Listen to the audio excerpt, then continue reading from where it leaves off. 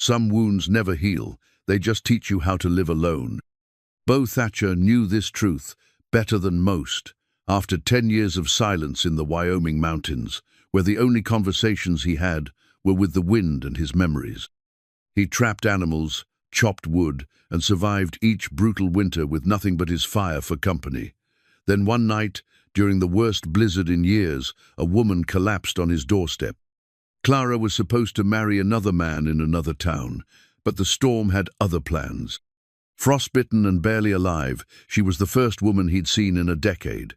"It's been 10 years since I saw a woman," Bo said, his voice rough from years of disuse. Then he made a simple decision. "You'll be my wife now." But what happens when spring comes and her real husband shows up? Before we jump back in, tell us where you're tuning in from, and if this story touches you, make sure you're subscribed, because tomorrow I've saved something extra special for you.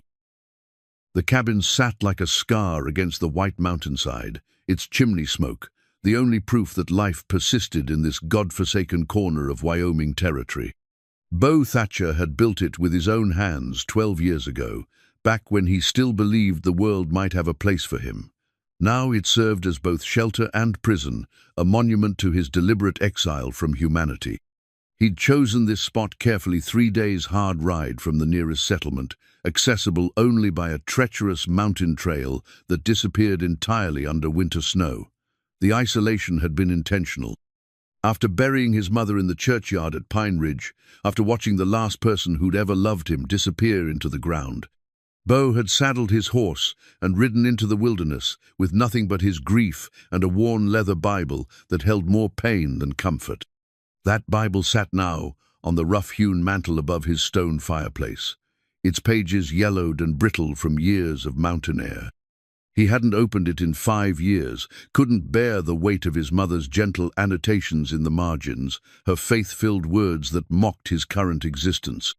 Sarah Thatcher had believed in redemption, in second chances, in the power of prayer to heal even the deepest wounds. She'd died believing her son would find his way back to the light. She'd died wrong. Bo stood at his single window, watching snow fall in fat, lazy flakes that would soon turn deadly. At 38, he'd grown into his solitude like a tree growing around a fence, post-scarred, but stronger for the obstacle. His dark hair had gone grey at the temples, and deep lines bracketed his eyes from squinting against mountain glare. His hands, once soft enough to turn the pages of law books, had grown thick and calloused from years of splitting wood and setting traps. He'd been a different man once, a lawyer in Denver, clean-shaven and soft-spoken, who'd believed justice could be found in dusty courtrooms and leather-bound precedents. That man had died the same day his mother drew her last breath, killed by the realization that all his education and proper manners hadn't been enough to save the one person who'd mattered. The wind howled through the pines, carrying with it the promise of a hard storm. Bo had learned to read the mountain's moods like scripture, understanding the subtle signs that meant the difference between life and death. Tonight, the air tasted of iron and ice. The barometric pressure had dropped so low, his old bullet wound ached a souvenir from his last case, when he'd been fool enough to think the law protected those who served it. His daily routine had become ritual over the years. Rise before dawn, check the traps he'd set along the creek bed, split enough wood to keep the fire burning through another night of bitter cold. He spoke to no one, heard no human voice except his own, and had convinced himself this was peace.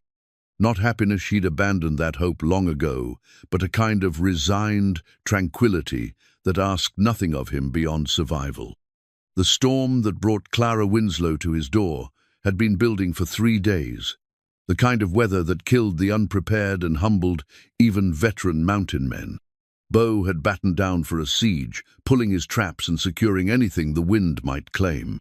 He'd seen storms like this before, white walls of fury that could bury a man's cabin to the eaves and leave him trapped until the spring thaw revealed his bones. Clara had been traveling the freight road to Millfield when the storm caught her party. 25 years old and bound for a marriage she'd never wanted, she'd left her family's Philadelphia mansion with nothing but a single trunk and the desperate hope that a new life might heal the wounds of the old one. Her intended husband, Marcus Whitmore, owned half the businesses in Millfield and had paid her father's gambling debts in exchange for her hand a transaction that made her feel more like livestock than a woman. She'd been traveling with the Hendersons, an elderly couple making the same journey west, when their wagon had foundered in a drift 2 miles from Beau's cabin. The old man had died trying to dig them out, his heart giving out from the strain and cold. Mrs. Henderson had followed her husband into death within hours, leaving Clara alone with 2 dead bodies and a storm that showed no mercy. She'd wrapped herself in every piece of clothing she could find and struck out into the blizzard, following what she prayed was the creek bed that might lead to shelter. Frostbite had claimed 3 of her toes and turned her fingers black before she'd stumbled, more dead than alive, against Beau's cabin door. Beau had been dozing by his fire when the sound came quite a knock, more like something falling against the heavy oak planks. At first, he'd thought it was a branch torn loose by the wind. Then it came again, weaker this time, and with it a sound that raised the hair on his neck, a woman's voice, barely a whisper, calling for help. He'd yanked open the door to find her collapsed in the snow, her lips blue with cold ice crystals frozen in her dark hair. For a moment, he'd thought she was a fever dream brought on by too many years of solitude. Then she'd opened her eyes, the palest green he'd ever seen, and spoken his name, though he'd never told it to her. "Please," she'd whispered, and the word had cut through 10 years of silence like a blade through paper. Beau had carried her inside without thinking, stripping away her frozen clothes with the clinical efficiency of a man who'd once doctored livestock. He'd wrapped her in his warmest blankets and forced whiskey between her chattering teeth, working to save her life, while his mind struggled to process the impossible reality of another human being in his sanctuary. She'd slept for 18 hours straight, her breathing shallow but steady, while Beau sat watch beside his fire and tried to remember how to be around people. His voice felt rusty in his throat when he'd finally spoken to her, the words coming out harsher than he'd intended. She'd startled at the sound, those pale eyes focusing on him with an intelligence that made him uncomfortable. "Where am I?" she'd asked, and her voice carried the educated accent of the East, refined and cultured in a way that reminded him of the man he'd once been. "My cabin," he'd answered, then added with typical mountain bluntness, "You were nearly dead."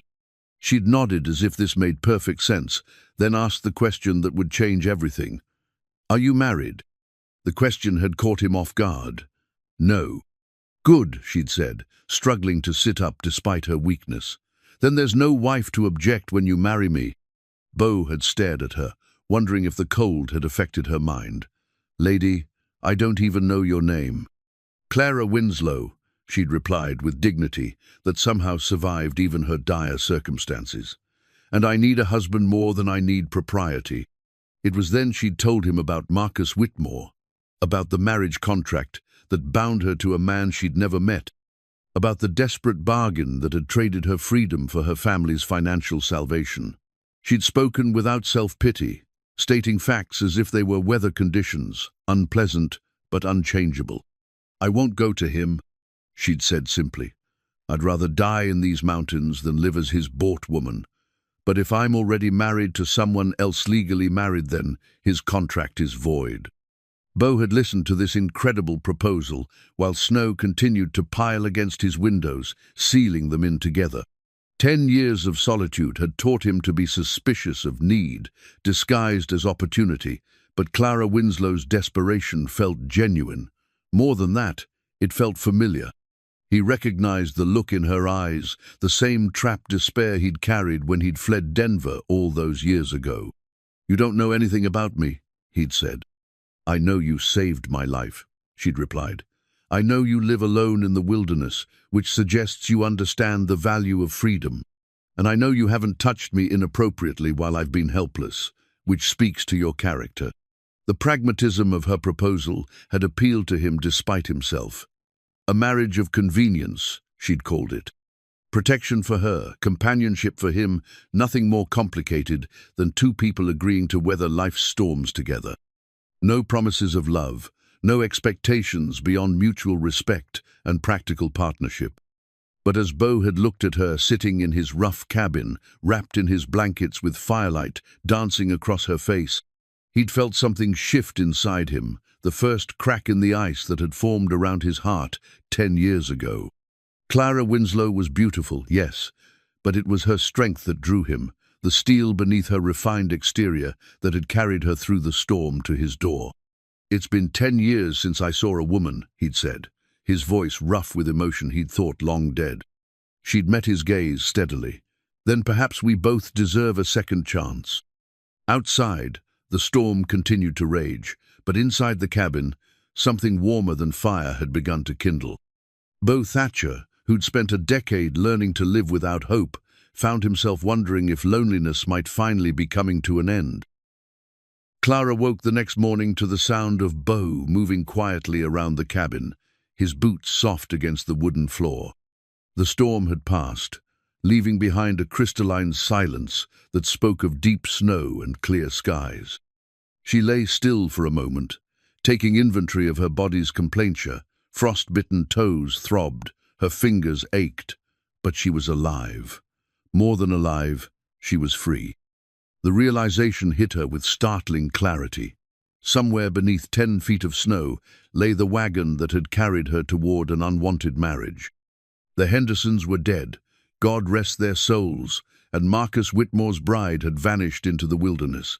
As far as the world knew, Clara Winslow had perished in the blizzard. The thought should have frightened her, but instead it filled her with a giddy sense of possibility. Bo appeared at her bedside with a tin cup of coffee, his movements awkward with disuse. "How are you feeling?" "Like I've been reborn," she said, then caught herself at his startled expression. "I mean much better, thank you." He nodded and retreated to the safety of his kitchen, where he began preparing what appeared to be his standard breakfast of salt pork and hardtack. Clara watched him work, noting the efficient economy of his movements, the way he seemed to fill the small space without crowding it. 10 years of solitude had carved away everything unnecessary from Bo Thatcher, leaving behind something essential and honest. "About what we discussed last night," she began carefully. "You were half frozen," Bo said, without turning around. "Folks say things when they're that close to dying. No shame in changing your mind now that you're thinking clear." Clara sat up straighter, ignoring the protest from her healing body. "I wasn't delirious, Mr. Thatcher. I knew exactly what I was proposing." He turned then, his dark eyes studying her with uncomfortable intensity. "Marriage isn't something to enter into lightly, Miss Winslow, especially not with a stranger. What do you know about marriage?" The question came out sharper than she'd intended, and she saw him flinch. "Forgive me, that was unkind." "Fair question, though," Bo said, returning to his cooking. "I was engaged once, long time ago, before I came to the mountains." Something in his tone warned her not to press, but Clara had never been good at heeding warnings. "What happened?" She decided a disgraced lawyer wasn't husband material. The words came out flat, matter of fact, but Clara heard the old pain underneath. "Can't say I blamed her." "You were disgraced." Bo was quiet for so long she thought he wouldn't answer. When he finally spoke, his voice carried the weight of old shame. "Last case I tried was defending a shopkeeper accused of stealing from his customers. Evidence was thin, but the man had enemies who wanted him ruined. I believed in his innocence, fought hard for him." He paused, staring into the fire. Turned out he was guilty, had been skimming from his till for years, using the money to pay gambling debts. When the truth came out, it didn't matter that I'd been deceived along with everyone else. Folks figured any lawyer fool enough to be taken in by a criminal wasn't worth much. "That's hardly disgraceful," Clara said softly. "That's just human." "Tell that to the good people of Denver." Bo's laugh held no humor. "I lost my practice, my reputation, my fiancé, everything I'd worked for. When my mother died, there was nothing left to keep me there." Clara understood then why he'd fled to the mountains, why he'd chosen solitude over the risk of being hurt again. She'd made a similar choice when she'd agreed to her father's bargain, trading her freedom for the illusion of security. They were both refugees from a world that had failed them. "I have something to show you," she said, reaching for her traveling bag. From its depths, she withdrew a leather portfolio tied with ribbon. Inside were her travel document tickets, letters of introduction, and most importantly, the marriage contract that bound her to Marcus Whitmore. Beau examined the papers with a lawyer's eye, his expression growing troubled. "This is a legal document, Miss Winslow. Your signature is binding." "Not if I'm already married to someone else," Clara said. "Bigamy voids the contract automatically." "But you're not married to someone else." Clara met his gaze steadily. "I could be." The words hung between them like a challenge. Beau set down the papers and moved to the window, staring out at the snow-covered landscape. Clara could see the war playing out in his posture, the part of him that craved companionship, battling against the part that had learned to trust only solitude. "You're asking me to help you deceive a man who's paid good money for your hand," he said finally. "I'm asking you to help me escape a contract I never wanted to make," Clara corrected. "My father sold me, Mr. Thatcher, like a horse or a piece of land. Whatever Marcus Whitmore paid, it wasn't for my consent, it was for my compliance." Beau turned back to her, and she saw something new in his expression recognition. He understood what it meant to be trapped by other people's expectations, to have your choices stripped away by circumstances beyond your control. "What exactly are you proposing?" he asked. "A marriage of convenience," Clara said, the words coming easier now that she saw he was listening. "I need a husband to void Whitmore's contract." "You need," she paused, searching for the right words, "you need someone to share the burden of surviving in this wilderness. We could help each other. I've been surviving just fine on my own." "Have you been living, though?" The question slipped out before she could stop it, and she saw it hit home. "I'm sorry. I don't mean to presume." "No," Beau said quietly. "You're right. I've been existing, not living, but that doesn't mean I'm ready to trust someone else with my peace of mind." Clara understood his reluctance. Trust was a luxury neither of them could afford lightly. But sometimes desperation made for strange bedfellows, and they were both desperate in their own ways. "What if we started small?" she suggested. "Let me stay until spring, help you with the daily work, cooking, mending, organizing. In return, you teach me to survive in the mountains. When the snow melts, we'll both know if this arrangement has merit. And if it doesn't, then I'll disappear into the wilderness, and you can return to your solitude, no harm done." Beau was quiet for a long time, weighing her proposal against his hard-won independence. Clara held her breath, realizing how much she wanted him to say yes. Not just because she needed his protection, but because something about Beau Thatcher called to the part of her that had always felt like an outsider in polite society. "The preacher comes through in spring," he said finally. "Circuit rider named Jameson. If we're going to do this, we'll do it proper." Clara's heart leaped, but she kept her voice steady. "You're agreeing?" "I'm agreeing to try," Beau said. "But understand this. Miss Winslow, marriage is more than just words spoken over a Bible. If we do this, we're promising to stand by each other through whatever comes. Good times and bad, sickness and health, all of it." "I understand." "Do you?" Beau's eyes held hers. "Because once we say those vows, there's no taking them back. Not in the eyes of God, and not in mine." Clara felt the weight of his words settle over her like a mantle. This wasn't just about escaping Marcus Whitmore anymore. It was about choosing a new life, with all the uncertainty and possibility that entailed. "I understand," she said again, and this time she meant it completely.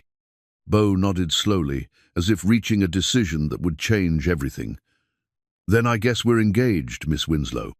Outside, the morning sun caught the snow and set it sparkling like diamonds, and Clara thought it might be the most beautiful sight she'd ever seen. The wedding ceremony took place 3 days later by lamplight, with only the mountain wind as witness. Beau had found his mother's prayer book among her belongings, its leather cover worn smooth by faithful hands, and read the traditional words with a solemnity that surprised them both.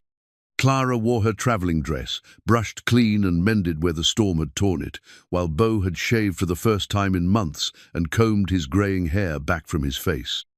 They had no rings, such luxuries seemed frivolous in the harsh mountain wilderness, but Bo had fashioned two simple bands from wire salvaged from an old trap.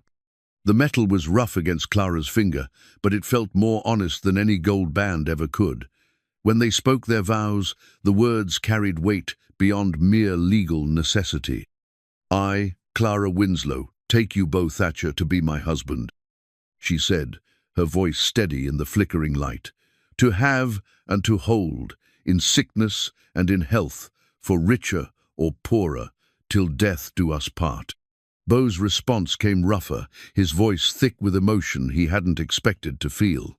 "I, Bo Thatcher, take you, Clara Winslow, to be my wife, to protect and provide for, to honor and cherish, till death do us part." When it was done, they stood awkwardly in the lamplight, uncertain how to proceed. They were married now, bound by law and oath, but still strangers learning to share space that had belonged to only one for so long. "Well," Clara said finally, "I suppose I should learn how to be a mountain wife." The transformation began slowly. Clara had been raised in Philadelphia drawing rooms, educated in needlework and French and all the gentle arts deemed suitable for a lady. But she possessed a practical intelligence that served her well in their harsh, new reality. She watched Bo's routines with careful attention, learning the rhythm of survival that had kept him alive through 10 brutal winters. Bo's hunting knife became her teacher in ways he'd never expected. The worn bone handle fit his palm like an old friend, its blade honed to razor sharpness through years of daily use. He'd carved everything from tent stakes to dinner with that knife, and now he found himself teaching Clara its many uses. "Hold it like this," he said, positioning her fingers on the handle as she attempted to skin the rabbit he'd caught that morning. "The blade does the work, you just guide it." Clara's first attempts were clumsy, but she possessed a determination that impressed him. She ruined the first rabbit pelt completely, but by the third one, she was making clean cuts that would preserve the hide for later use. Her hands grew calloused from the work, her nails chipped and stained, but she never complained. "In Philadelphia, I had servants to prepare my meals," she said one evening, as she practiced cutting venison into strips for drying. "I never realized how much skill it required." "Different kind of skill," Bo said, watching her work, "but no less valuable." She looked up at him, a strand of dark hair escaping from the practical bun she'd taken to wearing. "Do you miss it? The civilized world?" Bo considered the question while he mended a tear in his winter coat. "Sometimes I miss the luxury of books, the feel of good paper, the smell of leather binding, but I don't miss the people much." "Not even your fiancé?" The question came softly, without accusation, but Bo felt the old pain twist in his chest. Margaret was a good woman. She deserved better than a man who'd lost his way. "Perhaps," Clara said, returning to her work. "Or perhaps she was too concerned with what others thought to see your true worth." The observation was gentle but pointed, and Bo found it oddly comforting. Clara had a way of seeing through to the heart of things, of finding perspective in situations that had seemed hopeless. It was a quality he was learning to appreciate. Their sleeping arrangements had been a source of awkwardness from the first night. The cabin had only one bed, and though they were married, they remained virtual strangers. Bo had insisted on taking the floor, rolling out his bedroll near the fire, while Clara occupied his bed with obvious discomfort. "This is foolish," she said on their fourth night together, watching him arrange his blankets on the hard wooden floor. "We're both adults, and we're married. Surely we can share a bed without impropriety." Bo paused in his preparations, uncertain.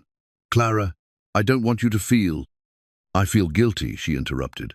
"You're sleeping on the floor in your own home because of me. We can manage this maturely." That night, they lay stiffly on opposite sides of the narrow bed, careful not to touch, both pretending sleep while listening to the other's breathing. But by morning, Clara had unconsciously curled against Bo's warmth, and he had instinctively curved his body around hers in protection. They woke that way, neither speaking of it, but something had shifted between them. The nightmares came on the fifth night. Clara woke screaming, her body rigid with terror, her eyes wide and unseeing in the darkness. Bo found her sitting up in bed, trembling violently, her breath coming in sharp gasps. "Clara," he said softly, reaching for her carefully. "You're safe. You're here with me." She turned toward his voice like a drowning woman reaching for shore. "I dreamed I was back in the storm," she whispered. "I could hear Mrs. Henderson calling for help, but I couldn't find her. I kept walking and walking, but there was nothing but snow and wind." Bo gathered her against his chest, feeling the tremors that shook her small frame. "The storm's over. You're warm and safe." "I left them," Clara said, her voice breaking. "They died because I left them to save myself." "They died because it was their time," Bo said firmly. "You survived because you were strong enough to keep fighting. Don't carry guilt that isn't yours to bear." She cried then, deep sobs that seemed to come from some well of grief she'd been carrying alone.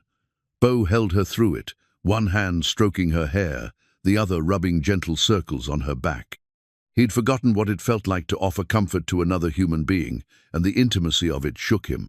"I'm sorry," Clara said when the tears finally stopped. "I don't usually—" "Don't apologize for being human," Bo said. "We all carry more than we can bear sometimes." She pulled back to look at him in the dim firelight, her pale eyes searching his face. "What do you carry, Bo Thatcher?" The question caught him off guard with its directness. For a moment, he considered deflecting, returning to the safe distance he'd maintained for 10 years. Instead, he found himself answering with unexpected honesty. "The weight of every mistake I ever made," he said quietly. "Every person I failed to protect, every trust I betrayed through ignorance or pride. Some burdens don't get lighter with time, they just become part of who you are." Clara nodded, as if she understood completely. Perhaps she did. They sat together in the quiet darkness, two damaged souls learning to trust again, while outside the mountain wind sang its ancient song of survival and solitude. Clara's sewing kit became her anchor to purpose in those early weeks of marriage. The small leather pouch contained her mother's silver thimble, spools of thread in various colors, and needles of different sizes, humble tools that had once seemed inadequate for real work. Now they represented transformation, the power to take something worn and make it whole again. She began with simple mending, repairing tears in Bo's work shirts that he'd been ignoring for months. The fabric was rough homespun, far removed from the silk and velvet she'd worked with in Philadelphia, but there was satisfaction in making something useful beautiful again. As her confidence grew, so did her ambitions. "What are you making now?" Bo asked one evening, finding her bent over her work by lamplight. "Curtains," Clara said, not looking up from her careful stitches. "This cabin needs softening around the edges." Bo studied the fabric she was using, one of her own traveling dresses, a deep blue wool that had once been fashionable in Eastern drawing rooms. Now she was cutting it into panels that would cover their single window and divide the sleeping area from the main room. "You don't have to sacrifice your good clothes for this place," he said quietly. Clara paused in her sewing, looking up at him with that direct gaze he was learning to expect. "Those clothes belong to Clara Winslow of Philadelphia. I'm Clara Thatcher now, and I need different things." The simple statement carried profound weight. She wasn't just changing her name, she was choosing to leave behind everything she'd been in favor of who she was becoming. Bo found her certainty both admirable and slightly terrifying. Their daily routines had settled into comfortable patterns. Bo would rise before dawn to check his traps, returning with game that Clara would prepare for their meals. She'd proven surprisingly adept at cooking over an open fire, turning Bo's monotonous diet of salt pork and hardtack into meals that actually tasted like food. Her first attempts at biscuits had been dense as rocks, but she'd persisted until she could produce light, flaky bread that made their simple meals feel like feasts. "My mother always said cooking was an act of love," Clara said one afternoon, as she kneaded dough for their evening bread. "I thought it was just another ladylike accomplishment, something to make me more attractive to potential husbands. I never understood what she meant until now." Bo watched her work, noting the care she took with even their humble ingredients. "What do you understand now?" That feeding someone well is taking care of their body so their spirit can rest. Clara said, shaping the dough into loaves. It's saying, you matter enough for me to take time and effort to nourish you properly. The observation struck Bo with unexpected force. He'd been existing on subsistence rations for so long he'd forgotten that meals could be about more than mere survival. Clara's cooking wasn't just feeding his body, it was healing. Something in his soul he hadn't realized was wounded. Their first real conversation came during a blizzard that kept them cabin-bound for 3 days. With no work to distract them, they found themselves sharing stories to pass the time. Clara told him about her childhood in Philadelphia, about a father who'd loved books more than business, and a mother who'd died when Clara was barely 15. That's when everything changed, she said, darning socks by firelight, while snow piled against their windows. Father never recovered from losing her. He started gambling, then drinking, then gambling more to pay for the drinking. By the time I turned 25, we'd lost everything except the house, and even that was mortgaged beyond redemption. So you agreed to marry Whitmore to save your father? Clara's needle paused in its work. I agreed to marry Whitmore because I was tired of watching him destroy himself with guilt. He blamed himself for Mother's death, you see. She died in childbirth, a baby that didn't survive either. Father thought if he'd been a better provider, could have afforded better doctors. She shrugged. Grief makes people do foolish things. Bo understood that truth intimately. His own flight to the mountains had been fueled by grief as much as shame, grief for his mother, for his lost innocence, for the man he'd thought he was. What happened to the baby? My brother, Clara said softly. He lived 3 days. Just long enough for us to love him completely. She was quiet for a moment, then added, I think that's why Father's death felt like divine punishment to him. He'd failed to protect his family once, he couldn't bear to do it again. But he did fail to protect you, Bo pointed out gently, by selling you to Whitmore. Perhaps, Clara said, or perhaps he gave me the push I needed to save myself. If I'd stayed in Philadelphia, I would have married some suitable gentleman and spent my life pouring tea and making polite conversation. I never would have discovered I was strong enough to skin a rabbit or brave enough to propose marriage to a stranger. Bo found himself smiling at that. You're definitely brave. Possibly crazy, but definitely brave. Coming from a man who's lived alone in the wilderness for 10 years, I'll take that as a compliment. Their shared laughter felt natural, unforced, and Bo realized something had shifted between them. They were no longer strangers bound by convenience. They were becoming partners, two people learning to trust each other with their vulnerabilities. That night, when Clara woke from another nightmare, Bo didn't hesitate to gather her close. She came to him willingly, seeking comfort in his warmth and strength. But this time, when her trembling stopped, she didn't pull away. Bo, she said softly, her hand resting against his chest. What is it? I want you to know this isn't just gratitude speaking. What I'm feeling for you, it's more than that. Bo's heart began beating faster under her palm. Clara, I know we agreed this would be practical, she continued, her voice barely above a whisper. A marriage of convenience. But I'm finding that my feelings are becoming decidedly inconvenient. Bo cupped her face in his hands, studying her expression in the dim firelight. Are you saying what I think you're saying? I'm saying that somewhere between teaching me to use a skinning knife and holding me through my nightmares, you've become important to me, more important than I expected. You've become important to me too, Bo admitted, his thumb tracing the curve of her cheek. So important it scares me. Clara leaned into his touch, her eyes closing briefly. Then perhaps we can be scared together. When Bo kissed her, it was gentle at first, tentative, a question more than a declaration. But Clara responded with a warmth that surprised them both, her hands tangling in his hair as she pulled him closer. The kiss deepened, became something hungry and desperate, filled with weeks of growing attraction and carefully banked desire. When they finally broke apart, both were breathing hard, their faces flushed with more than firelight. Well, Clara said softly, I suppose our marriage just became a bit more complicated. Bo laughed, a sound he hadn't made in years. The best things usually are. Beau's father's pocket watch had stopped working 5 years ago, but he still carried it every day, its familiar weight, a reminder of the man who'd raised him to believe in honor and hard work. The inscription on the back, worn smooth by decades of handling, read, "To my son, may you always know your true worth." It had been his father's parting gift before consumption claimed him. And now Beau found himself thinking about those words more often as winter deepened and his feelings for Clara grew beyond mere companionship. Time moved differently in the mountains, measured not by clock hands, but by the arc of sun across snow-covered peaks, the rhythm of storms and clear days, the gradual shortening of daylight that marked winter's progression toward its darkest point. Beau had learned to live by nature's calendar, but Clara's presence had introduced a new awareness of momentus, the way lamplight caught the gold threads in her brown hair, the sound of her humming while she worked, the warmth of her hand brushing his as they passed the coffee cup between them.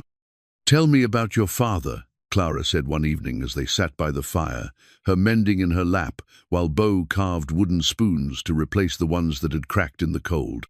Beau's knife paused in its work. He rarely spoke of his parents, finding the memories too tender to examine closely. But something in Clara's gentle tone invited confidence. "Samuel Thatcher was the best man I've ever known," he said, resuming his careful carving. "Clockmaker by trade, philosopher by nature. He could fix anything with gears and springs, but more than that, he understood how time worked, not just mechanically, but spiritually." "What do you mean?" Beau set down his carving and withdrew the pocket watch, holding it so the firelight caught its scratched surface. "He used to say that time wasn't something that happened to you, it was something you participated in. Every moment was a choice about who you wanted to be." Clara reached for the watch, her fingers tracing the worn gold case. "It's beautiful. Does it still work?"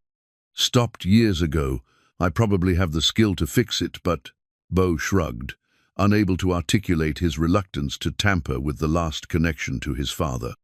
"But fixing it might change it," Clara finished softly. "Sometimes broken things have their own kind of perfection."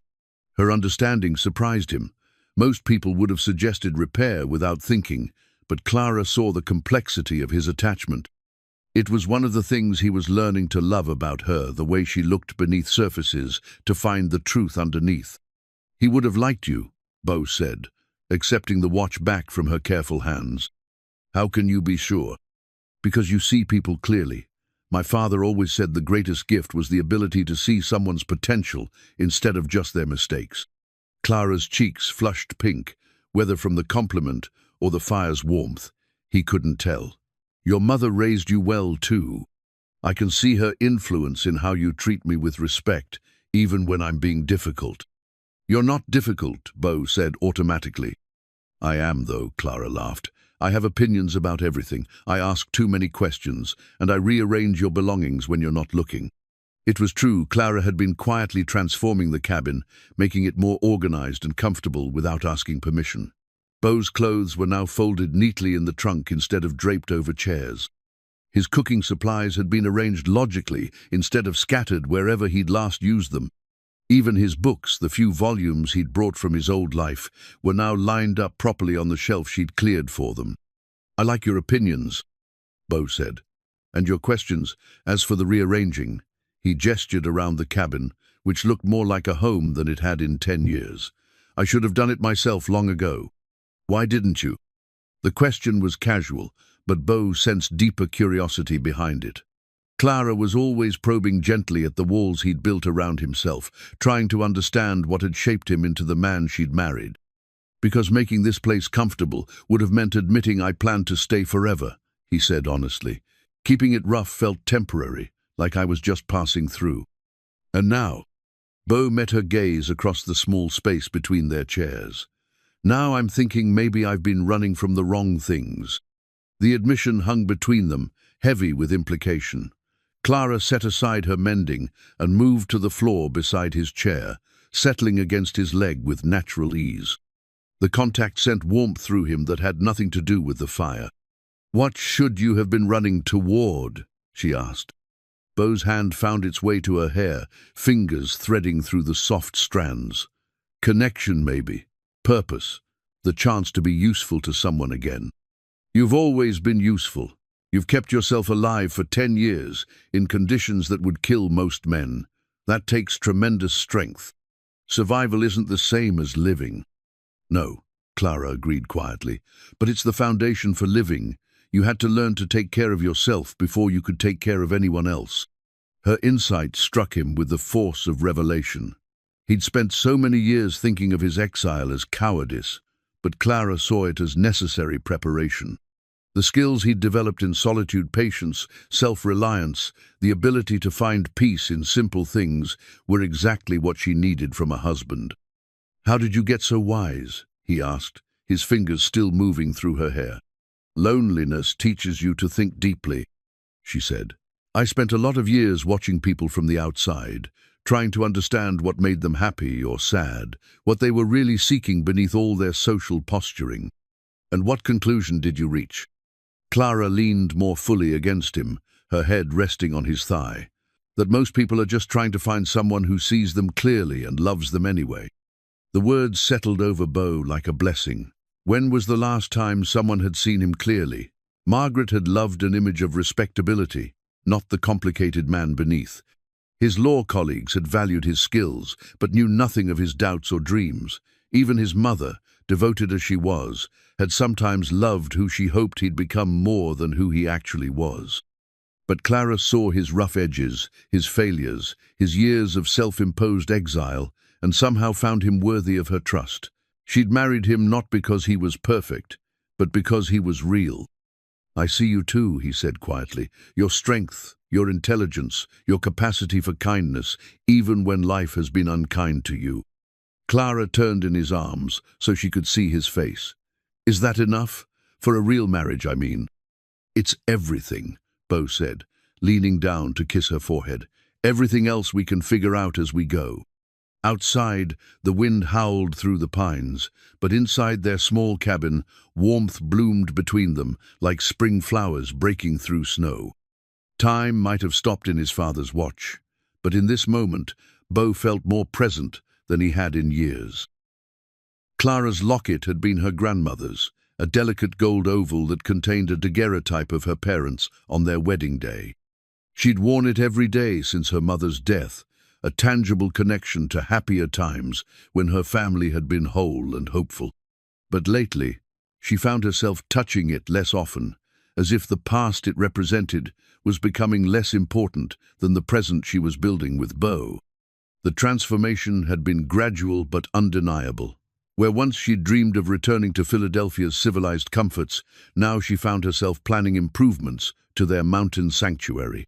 She sketched designs for a proper garden come spring, mentally catalogued the cabin's storage needs, and considered where they might add a second room when resources allowed. This rough life was becoming not just bearable, but genuinely appealing. "You're thinking again," Beau observed, from where he sat repairing a trap that had been damaged by some large animal, likely a bear emerging early from hibernation. "I'm always thinking," Clara replied, not looking up from the shirt she was mending. "It's a terrible habit." "What about this time?" Clara set down her sewing and moved to the window, gazing out at the snow-covered clearing where their cabin sat, like a small island of civilization in an ocean of wilderness. "I was thinking about how strange it is to feel more at home in a place you've lived for 2 months than in a house you occupied for 25 years. Beau's hands stilled on the trap mechanism. "Do you feel at home here?" "More than I ever expected to." Clara turned back to him, studying his weathered face in the lamplight. "In Philadelphia, I was always performing, being the proper daughter, the dutiful lady, the commodity my father could trade for financial security. Here, I can just be Clara." "You were always just Clara," Beau said quietly. "The circumstances were different, that's all." "Were they, though?" Clara resumed her seat, picking up her needle but not immediately continuing her work. "I think I became who I thought I was supposed to be so completely that I forgot who I actually was underneath. It took coming here, learning to survive with my hands instead of my manners, to remember." Bo understood that feeling intimately. His years of solitude had stripped away everything inessential, leaving behind only what was truly him. Clara was undergoing a similar process, but instead of isolation, she was finding herself through connection. "Who are you then?" he asked, underneath all the expectations. Clara considered the question seriously, as she did most things. Someone who likes useful work more than ornamental accomplishments. Someone who values honesty over politeness. Someone who finds more beauty in a well-made meal than in a drawing room filled with expensive furniture. Someone brave enough to marry a stranger to save herself, Bo added. Someone lucky enough to discover that stranger was worth marrying for other reasons entirely. The words hung between them, full of implications neither was quite ready to examine fully. Their marriage had begun as practicality, but was becoming something deeper, more complex. Clara could feel herself falling in love with Bo Thatcher, and the realization both thrilled and terrified her. Love had never been part of her calculations. She'd agreed to marry Marcus Whitmore without it, viewing marriage as a business arrangement that might grow into affection over time. But what she felt for Bo was nothing like the mild warmth she'd hoped to cultivate with her intended husband. This was fierce and consuming, a connection that seemed to reach into her very bones. "I need to tell you something," Clara said, her voice barely above a whisper. Bo looked up from his work, alert to the seriousness in her tone. "What is it?" "I lied to you about why I agreed to marry Whitmore." Bo's hands stilled completely now, his dark eyes searching her face. "What do you mean?" Clara took a breath, steeling herself for honesty. "I told you it was to save my father from his debts, and that was part of it. But the larger truth is that I was afraid of ending up alone. All my friends had married and moved away. My father was drinking himself to death. I was 25 and considered past my prime by Philadelphia standards. When Whitmore's offer came, it seemed like my last chance at security. And now I realize I confused security with prison. I was so afraid of being alone that I was willing to trade my freedom for the illusion of safety." Clara met his gaze steadily. "But being here with you has taught me the difference between being alone and being lonely. I was lonely in Philadelphia, surrounded by people. I'm not lonely here, even when you're gone all day checking traps." Bo set aside his work and moved to her chair, kneeling beside it so they were at eye level. "Clara, what are you trying to tell me? That I'm grateful the storm brought me to your door instead of delivering me to Whitmore? That I'm grateful you were desperate enough or kind enough to marry me? And that I'm grateful every day for the chance to discover who we might become together?" Bo's hand found hers, his calloused fingers intertwining with her smaller ones. "I'm grateful too, more grateful than I know how to express." "Then express it differently," Clara said, her free hand touching his cheek. "Show me." The kiss that followed was different from their previous tentative explorations. This one carried the weight of acknowledged love, the heat of desire, no longer held in check by uncertainty. Clara's arms wound around Bo's neck as he lifted her from the chair, and when he carried her to their bed, she didn't protest or pull away. What happened next was tender and passionate by turns, two people discovering each other's bodies with reverent care. Clara had been told by well-meaning aunts that marital relations were a duty to be endured. But with Bo she found only pleasure and connection, a joining that felt as natural as breathing. Afterward, they lay entwined in the narrow bed, Clara's head on Bo's chest, listening to his heartbeat slow to normal rhythm. The cabin felt different now, charged with new intimacy, transformed from shelter into sanctuary.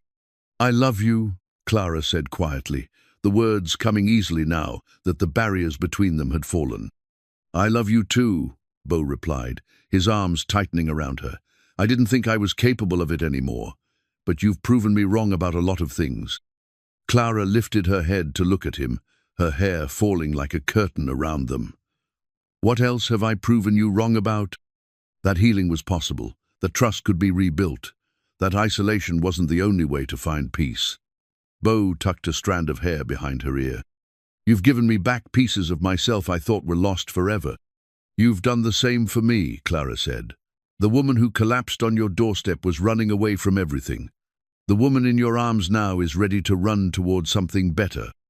Outside, the mountain wind sang its eternal song, but inside their small cabin, two hearts beat in harmony, creating their own music of hope and healing.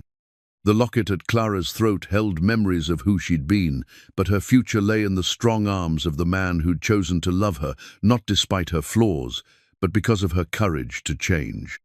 Spring was still months away, but in the warmth of their shared bed, Clara could already feel winter loosening its grip on her heart. The sheriff's badge caught the morning sunlight like a mirror as the man wearing it rode into their clearing, followed by three other horsemen whose intentions were written in the grim set of their faces. Clara saw them first from the cabin window, where she was kneading bread for their morning meal, and her blood turned to ice water in her veins. "Bo," she called, her voice carefully controlled, despite the panic racing through her chest. He emerged from the woodshed, arms full of split logs, and immediately read the danger in her posture. His eyes found the riders, and Clara watched his face transform from morning contentment to the wary alertness of a man who'd learned not to trust unexpected visitors. The sheriff was a big man, thick through the shoulders and belly, with iron-grey hair beneath his hat and pale eyes that missed nothing. His badge proclaimed him legitimate law, but the men with him looked more like hired guns than deputies. Clara recognized the type from her father's gambling associatesmen who solved problems with violence and asked questions later. "Morning," the sheriff called as he reined in his horse 20 feet from their cabin. "I'm Sheriff Dawson from Millfield, looking for a woman named of Clara Winslow. Got reports she might be in these parts." Bo stepped protectively in front of the cabin door, the wood still in his arms, serving as both burden and potential weapon. "You're a long way from Millfield, Sheriff. What brings you up the mountain?" "Missing person case," Dawson replied, his eyes scanning the cabin and surrounding area with professional thoroughness. "Woman was supposed to arrive in town months ago for her wedding. Her intended husband is mighty concerned about her welfare." Clara's hands trembled as she continued working the bread dough, trying to appear occupied while her mind raced through possibilities. Marcus Whitmore had clearly not accepted her disappearance quietly. Somehow, he'd traced her path to Bo's cabin, and now the reckoning she'd hoped to avoid was sitting on horseback in their yard. "Haven't seen any woman matching that description," Bo said evenly.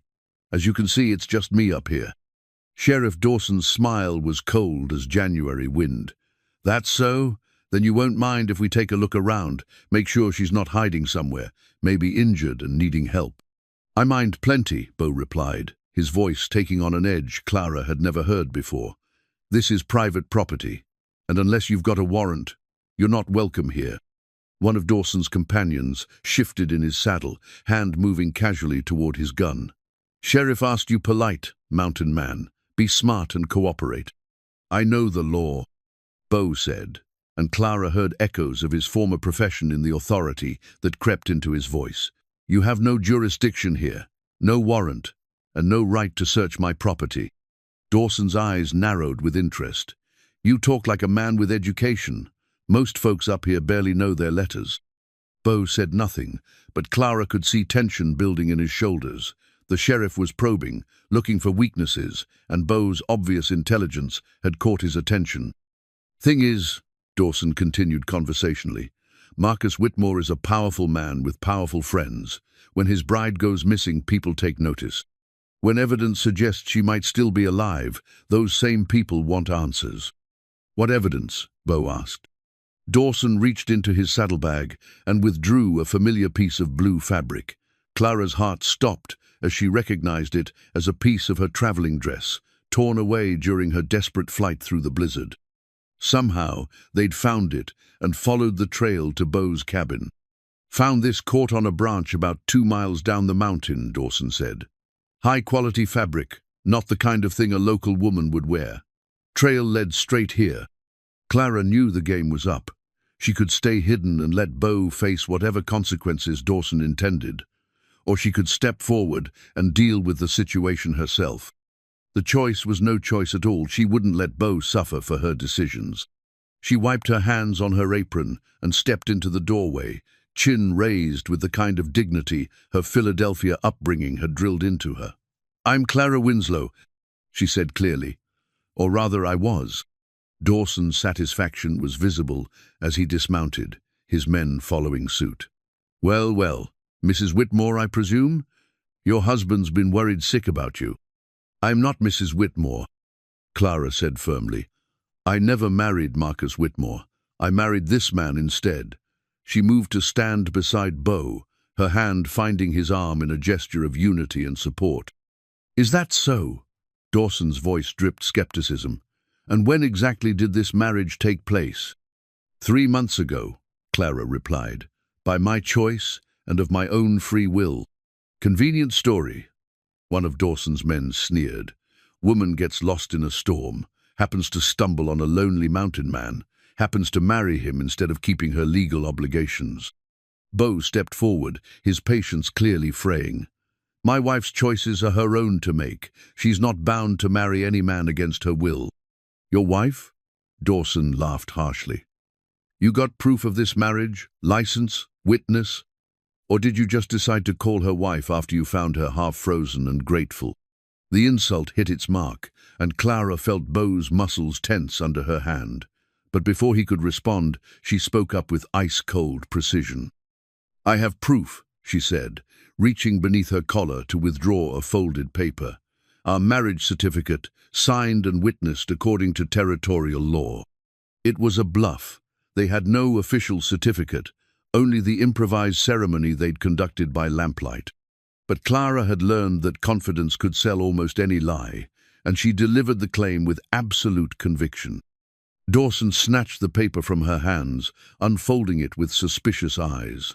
Clara held her breath, knowing the deception would be discovered in seconds. The paper was actually a letter from her Philadelphia lawyer, official, looking enough to fool a casual glance, but useless under scrutiny. "This is a letter," Dawson said after a moment, his voice dangerous. "You trying to make fools of us, woman?" Before Clara could respond, Bo moved with startling speed, knocking the paper from Dawson's hands and stepping between his wife and the sheriff. "I think you've worn out your welcome here." "Bo, don't!" Clara began, but it was too late. Dawson's hand went to his gun, and suddenly the morning air crackled with the promise of violence. "You're interfering with official business, mountain man. That's a crime in any territory." "So is threatening innocent people on their own property," Bo replied steadily. "And I'm guessing Marcus Whitmore doesn't have as much legal authority as he wants people to believe." The accuracy of Bo's guess was written across Dawson's face. This wasn't an official investigation. It was a private mission funded by a wealthy man's wounded pride and desire for possession. "Here's what's going to happen," Dawson said, his voice dropping to a menacing whisper. "The woman comes with us, willing or not. You can watch, or you can interfere and get buried on your own property. Your choice." Clara felt the moment balance on a knife's edge. Bo was outnumbered 4-1, but she could see him preparing to fight anyway, ready to sacrifice himself for her freedom. The realization filled her with fierce pride and terrible fear in equal measure. "There is a third option," she said quietly, her mind working frantically through possibilities. "One that serves everyone's interests."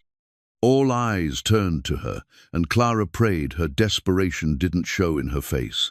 Everything depended on the next few minutes, their marriage, their life together, possibly their lives themselves. The mountain wind whispered through the pines, carrying with it the scent of coming spring and the promise of change. But whether that change would bring freedom or tragedy remained to be seen.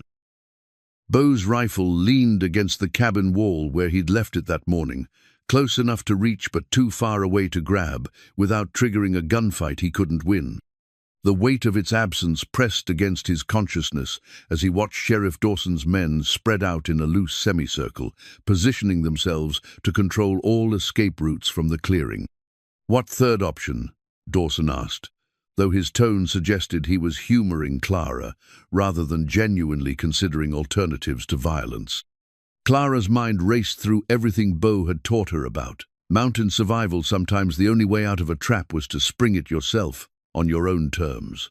You want proof of my marriage to Beau? Real proof that will satisfy even Marcus Whitmore's lawyers? I'm listening. Then let's go to Millfield, Clara said, her voice growing stronger with conviction. Let's settle this properly, in front of witnesses, with legal documentation. If my marriage to Beau is legitimate, then Whitmore's contract is void. If it's not, she shrugged with feigned casualness, then I suppose I'll have to honor my original agreement. Beau stared at her as if she'd lost her mind. Clara, what are you doing? I'm calling their bluff, she said quietly, then louder for Dawson's benefit.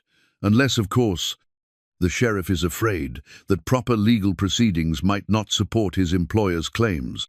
It was a dangerous gamble, but Clara had spent years watching her father navigate the treacherous waters of business negotiation. The key was to appear confident while secretly terrified, to offer your opponent exactly what they claimed to want, while betting they didn't actually want it at all. Dawson's eyes narrowed as he considered the proposal. Clara held her breath, knowing that if he called her bluff, she and Beau were trapped. They had no legal marriage certificate, no witnesses who could testify to their ceremony, nothing but their own word against Marcus Whitmore's money and influence. Interesting proposition, Dawson said finally. But what's to stop you from running again once we get to town? My word, Clara replied simply, and the fact that I'm tired of running. If my marriage to Beau is legal, I want it recognized. If it's not, I want to know that too. Beau moved closer to her, his voice low and urgent. Clara, we can't prove our marriage in court. We have no certificate, no preacher's signature, no witnesses. We have something better, Clara said, meeting his eyes with steady confidence. We have the truth. Beau's expression shifted as he began to understand her strategy. Clara wasn't just gambling on legal technicalities, he was betting on the power of genuine emotion to triumph over manufactured obligation. In a public forum, with witnesses present, their obvious love for each other would be harder to dismiss than any paperwork. All right, Dawson said, though Clara could see suspicion warring with calculation in his face. We'll do this your way, but understand, Mrs. Winslow, if this proves to be some kind of trick, if you try to run or resist when the truth comes out, my patience will be at an end. I understand, Clara said. How long to reach Millfield? 2 days hard riding. We'll camp tonight at Widow's Creek, reach town tomorrow evening. Beau stepped forward, his protective instincts overriding tactical considerations. My wife doesn't ride hard. She's been through enough without. Your wife, Dawson interrupted with heavy emphasis on the first word, will ride as fast as necessary to reach town quickly, unless you'd prefer we transport her another way. The threat was clear, and Beau's jaw tightened with frustrated rage. Clara touched his arm gently, trying to convey reassurance she didn't entirely feel. I can manage, she said. We'll need to pack supplies. You'll need nothing but the clothes on your backs, one of Dawson's men interjected. This isn't a pleasure trip. Then at least let me bank the fire and secure the cabin, Beau said. I won't have animals destroying what we've built while we're gone. Dawson nodded grudgingly. Make it quick. We leave in 30 minutes. As Beau moved to damp down the fire and secure their possessions, Clara found herself studying the men who held their fate in armed hands. Dawson was clearly in charge, but the other three were hired muscle, probably paid enough to follow orders without asking moral questions. That could work in their favor. Mercenaries were motivated by profit rather than principle, which made them potentially negotiable. Sheriff, she said quietly, approaching Dawson, while his men watched Beau's preparations. May I ask how much Marcus Whitmore is paying for my return? Dawson's eyes sharpened with interest. Why? Just curious about my market value, Clara replied with bitter humor. It's not every day a woman learns she's worth a manhunt. Enough to make this trip profitable, Dawson said carefully.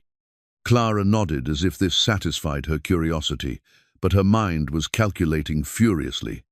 If Whitmore was paying bounty money for her return, it meant he was operating outside official channels. Real law enforcement wouldn't need financial incentives to recover a missing person. This was a private operation, which meant it was vulnerable to private solutions. Bo finished securing the cabin and returned to Clara's side, carrying only his rifle and the small leather pouch that contained his father's pocket watch and a few other precious items. Clara noticed he'd changed into his best shirt, and trousers the closest thing to formal clothes his mountain wardrobe contained. "Ready," he said simply. Dawson mounted his horse and gestured for Clara and Bo to do the same. They had 2 horses between them, which meant sharing a mount or one of them riding double with a captor. Bo immediately moved toward the smaller horse, clearly intending for Clara to ride alone, but she shook her head. "We ride together," she said firmly. "I'm not spending 2 days separated from my husband." "Touching," Dawson said dryly, but he didn't object. Perhaps he thought keeping them together would make escape attempts less likely. Bo mounted first, then helped Clara settle behind him, her arms wrapping around his waist for security. The position allowed them to speak quietly without being overheard, and Clara immediately took advantage. "Do you trust me?" she whispered against his ear. "With my life," Bo replied without hesitation. "Good, because I'm about to risk both our lives on the chance that love is stronger than law." Bo's back stiffened slightly, but he didn't question her plan. After months of learning to trust each other's judgment, he was willing to follow her lead, even into uncertainty. They rode out of the clearing in single file, Dawson in front, Clara and Bo in the middle, the other 3 men bringing up the rear. As their cabin disappeared behind the trees, Clara felt a pang of loss that surprised her with its intensity.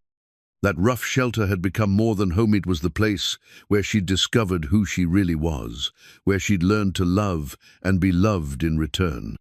The trail down from Bo's mountain was treacherous, even in good weather, made worse by patches of snow and ice that hadn't yet yielded to spring's advance. Clara clung to Bo's back, feeling the steady rhythm of his breathing, drawing strength from his presence, even as fear gnawed at her confidence. 2 days to Millfield, 2 days to prepare for a confrontation that would determine the rest of their lives. Clara had initiated this gamble based on desperate hope and fragile faith in the power of truth. But now, with mountain wilderness scrolling past them toward an uncertain future, she wondered if she'd doomed them both.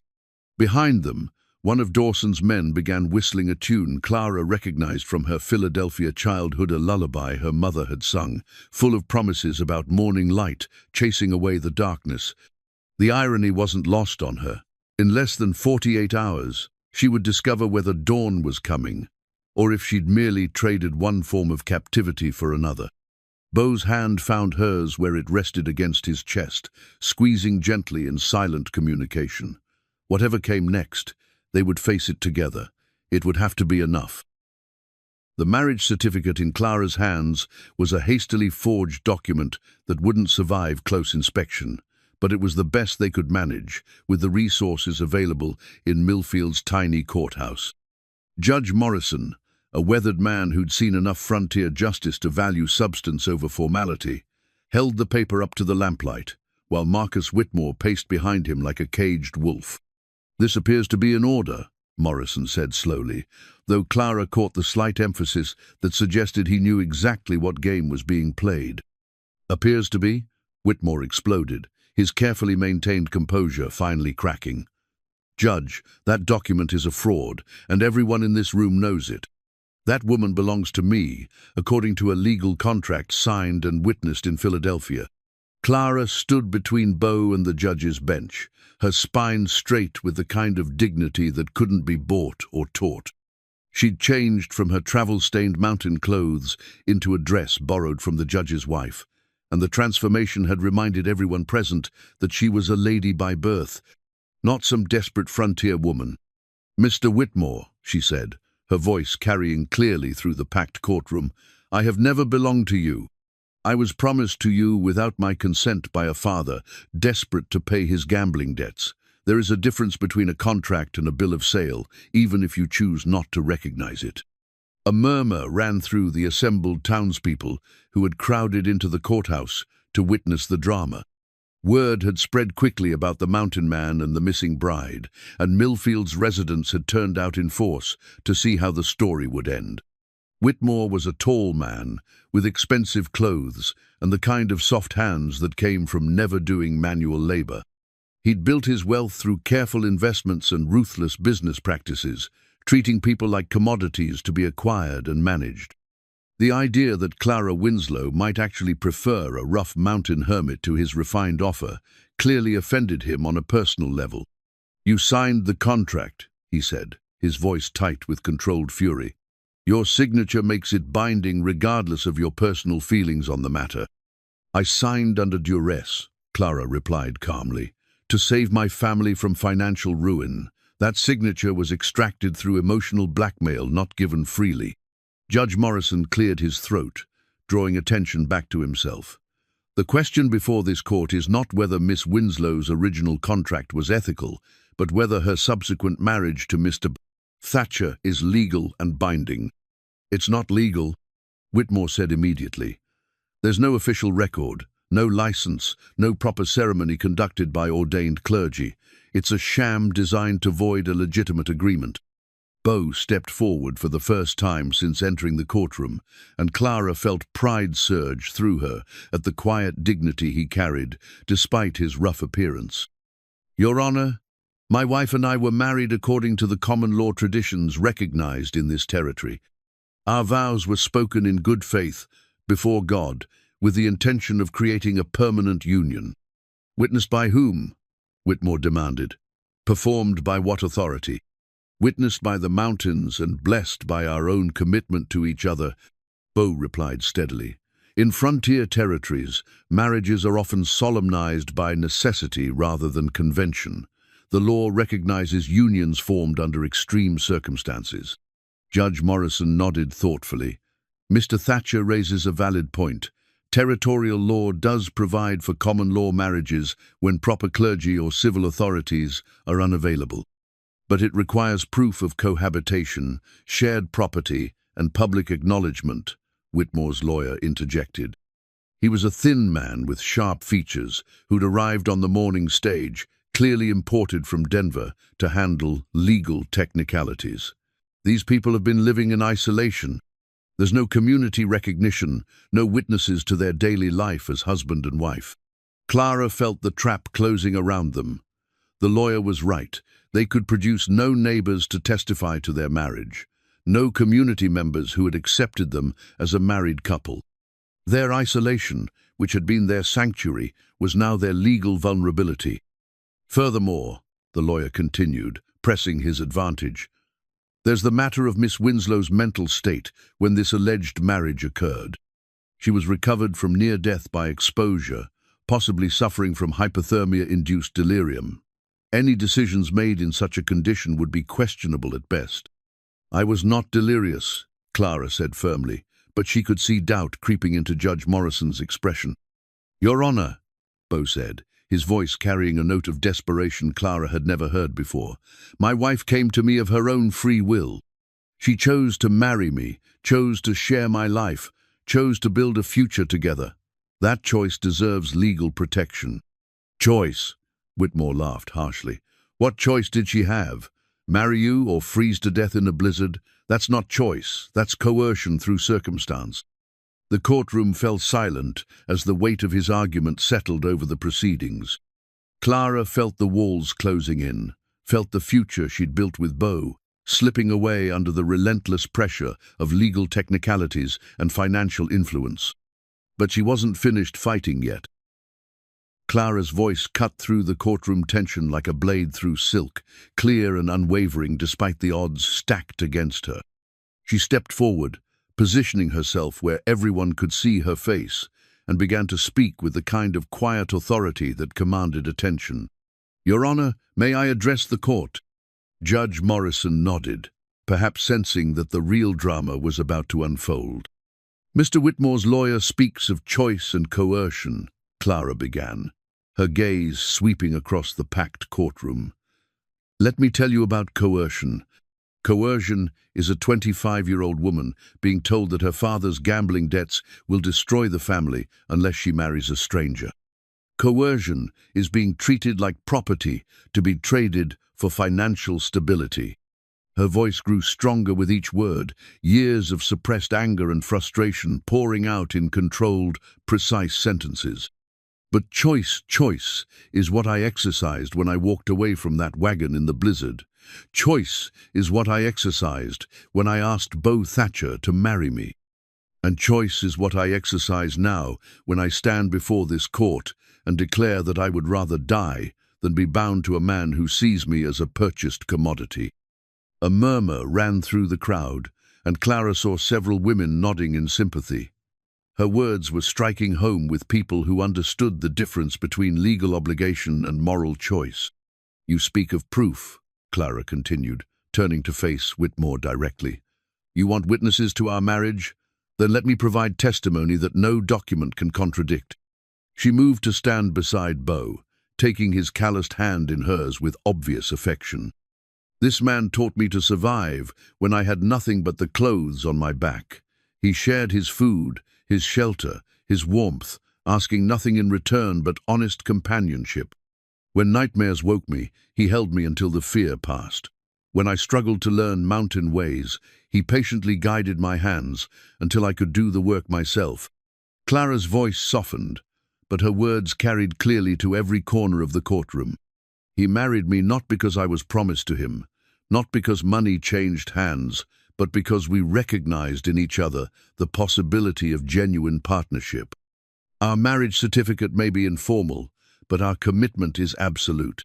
She turned back to Judge Morrison, her eyes bright with unshed tears, but her voice steady.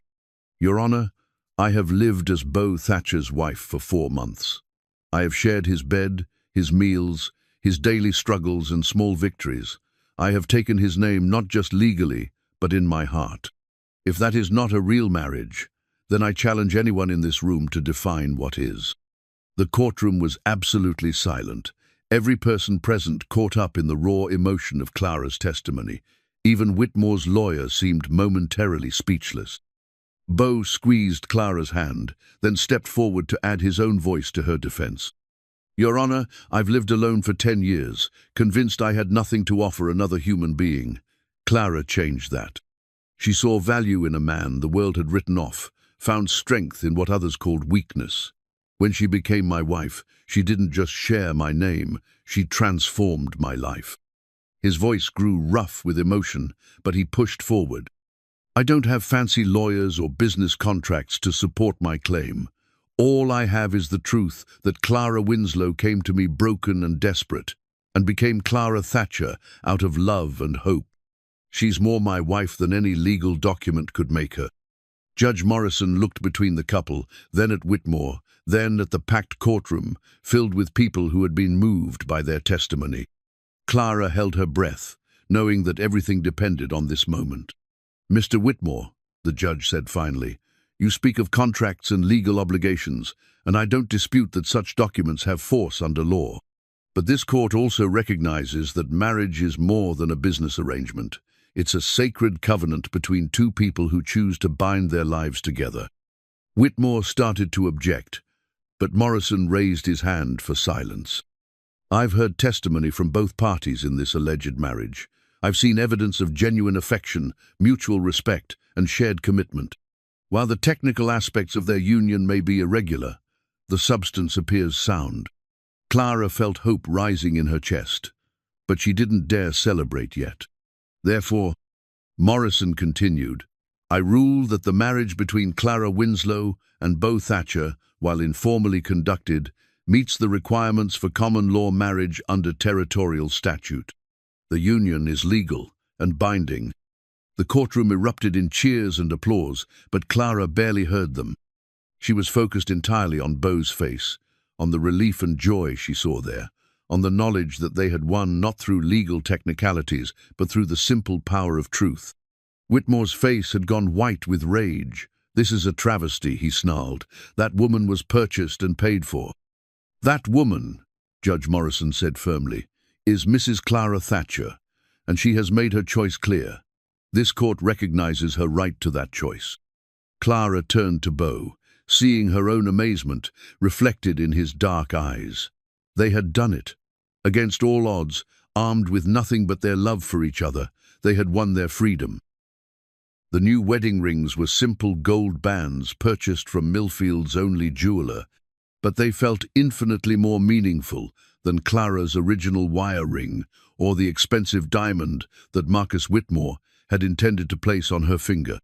Judge Morrison had agreed to perform a proper ceremony in his parlor, with his wife and several townspeople serving as witnesses, transforming their mountain marriage from legal necessity into celebrated choice. "With this ring, I thee wed," Beau said, his voice steady and sure as he slipped the gold band onto Clara's finger.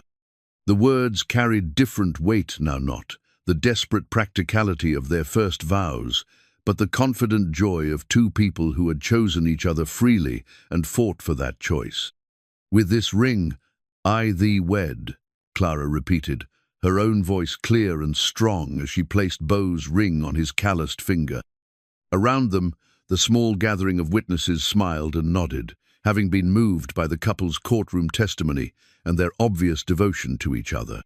When Judge Morrison pronounced them husband and wife again, and Beau kissed Clara with tender reverence, the assembled crowd burst into applause. Mrs. Morrison dabbed at her eyes with her handkerchief, declaring it the most romantic thing she'd seen in 30 years of frontier living.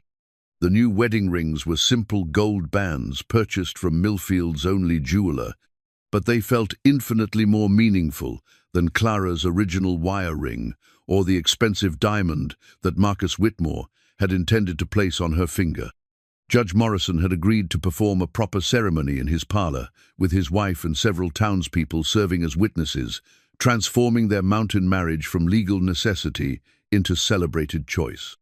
"With this ring, I thee wed," Beau said, his voice steady and sure as he slipped the gold band onto Clara's finger. The words carried different weight now, not the desperate practicality of their first vows, but the confident joy of two people who had chosen each other freely and fought for that choice. "With this ring, I thee wed," Clara repeated, her own voice clear and strong as she placed Beau's ring on his calloused finger. Around them, the small gathering of witnesses smiled and nodded, having been moved by the couple's courtroom testimony and their obvious devotion to each other. When Judge Morrison pronounced them husband and wife again, and Beau kissed Clara with tender reverence, the assembled crowd burst into applause. Mrs. Morrison dabbed at her eyes with her handkerchief, declaring it the most romantic thing she'd seen in 30 years of frontier living. The celebration that followed was modest but heartfelt. The townspeople of Millfield, having watched the legal drama unfold, seemed determined to show their support for the couple who had chosen love over convenience. Someone produced a fiddle, another brought out a bottle of good whiskey, and soon the judge's parlor was filled with music and laughter.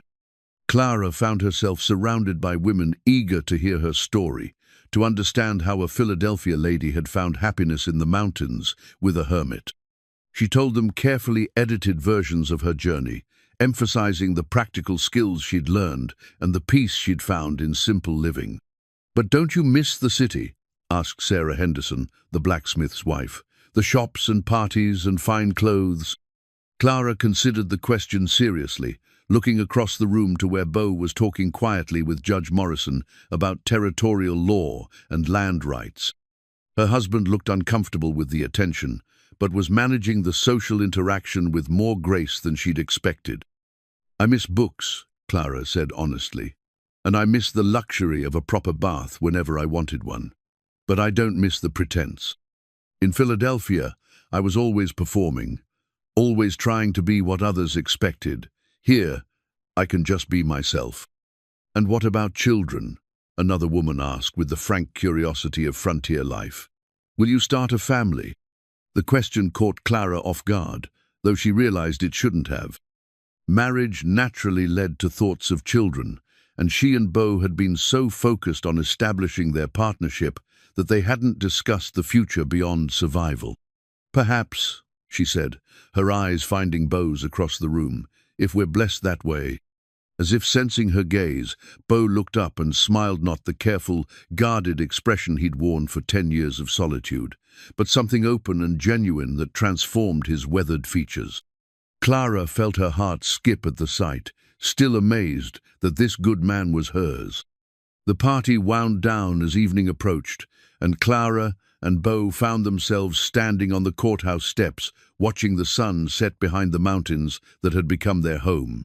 Tomorrow they would begin the journey back to their cabin, but tonight they were content to stand together and reflect on how far they'd traveled from that desperate night when Clara had collapsed in the snow. "Do you regret it?" Bo asked quietly. "Giving up your old life so completely?" Clara thought about the question, turning her new wedding ring around her finger. "I regret that it took desperation to bring me here," she said finally. "I regret the years I spent trying to be someone else's idea of acceptable. But I don't regret choosing you, choosing us, choosing this life we're building together." Bo pulled her closer, his arms settling around her waist with familiar warmth. "I was dead before you came," he said simply. "Not physically, but in every way that mattered. You brought me back to life." "We brought each other back to life," Clara corrected. "I was just as lost as you were, just in a different way." They stood in comfortable silence, watching the first stars appear in the darkening sky. The mountains called to them, promising solitude and peace, but no longer the kind of isolation that came from running away.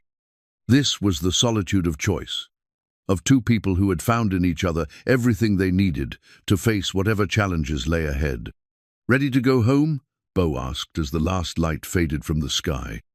Clara smiled, thinking of their small cabin with its rough furniture and simple comforts, its store of memories and promise of future happiness. More than ready. As they walked toward the boarding house where they would spend their last night in civilization for months to come, Clara reflected on the strange turns that had brought her to this moment. A year ago, she had been Clara Winslow of Philadelphia, trapped by circumstance and other people's expectations. Tonight, she was Clara Thatcher of the Wyoming mountains, free to write her own story with the man she loved. The transformation hadn't been easy, it had required courage she didn't know she possessed, strength she'd had to discover through necessity, and faith in possibilities she couldn't have imagined. But standing here with Bo's hand warm in hers and the mountains calling them home, Clara knew she had found exactly what she'd been searching for without knowing it.